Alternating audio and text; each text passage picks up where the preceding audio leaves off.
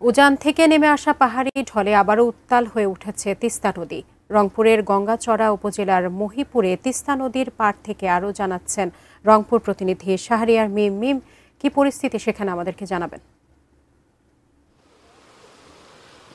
সাজিয়া, আপনাকে ধন্যবাদ। এই মুহূর্তে রয়েছি রংপুরের যে গঙ্গাচড়া উপজেলার মহিপুর তিস্তা যে সেতু রয়েছে তার পাশে। আপনাকে জানিয়ে রাখি যে এই মুহূর্তে রংপুরের যে মহিপুর যে তিস্তা নদীর যে পানি সেটি কিন্তু আমরা নদীকে দেখছি যে বৃদ্ধি পাচ্ছে। তবে কাউনিয়া পয়েন্ট থেকে যে তিস্তার যে সর্বশেষ আপডেট সেখান থেকে দেখি জানানো হয়েছে যে এখন বিপদ সীমার 21 সেন্টিমিটার নিচ দিয়ে কিন্তু তিস্তার যে পানি সেটি কিন্তু প্রবাহিত হচ্ছে। তবে এই যে উজানের যে ভারত থেকে যে আসা যে উজান থেকে নেমে আসা পাহাড়ি ঢলে এই যে তিস্তা নদী সেটি কিন্তু উত্তাল হয়ে পড়েছে। অর্থাৎ তিস্তার যে পার্শ্ববর্তী বা তিস্তার যে গা ঘেঁষে যে এলাকাগুলো রয়েছে এসব কিন্তু প্লাবিত হয়েছে। যার মধ্যে আপনাদেরকে জানিয়ে রাখি যে গঙ্গাচড়ার কোলকন্দু ইউনিয়ন, গজঘণ্টা ইউনিয়ন, মন্যা ইউনিয়ন সহ আরও বেশ কিছু যে এলাকায় কিন্তু প্রায় 1000 পরিবার পানিবন্দী হয়েছে।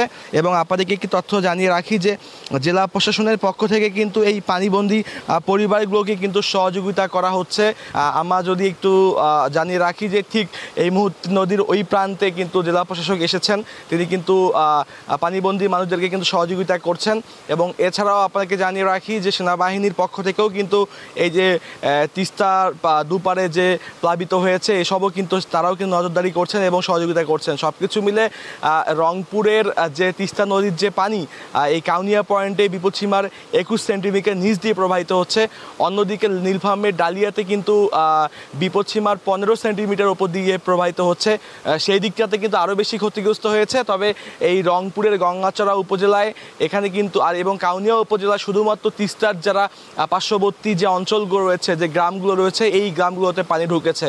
তিস্তা পাড়ের মানুষের কিন্তু সবসময় একটাই দাবি যে তাদের কিন্তু এখন আর সহযোগিতা প্রয়োজন নয়। তারা কিন্তু বলে যে তিস্তা মহাপরিকল্পনা বাস্তবায়ন করা গেলেই আসলে এটি এই যে বন্যার পানি থেকে তারা কিন্তু বাঁচতে পারবে। তো সব কিছু মিলে এই ছিল রংপুরের গঙ্গাচড়া তিস্তা নদী থেকে আমার কাছে সর্বশেষ। সাজিয়া।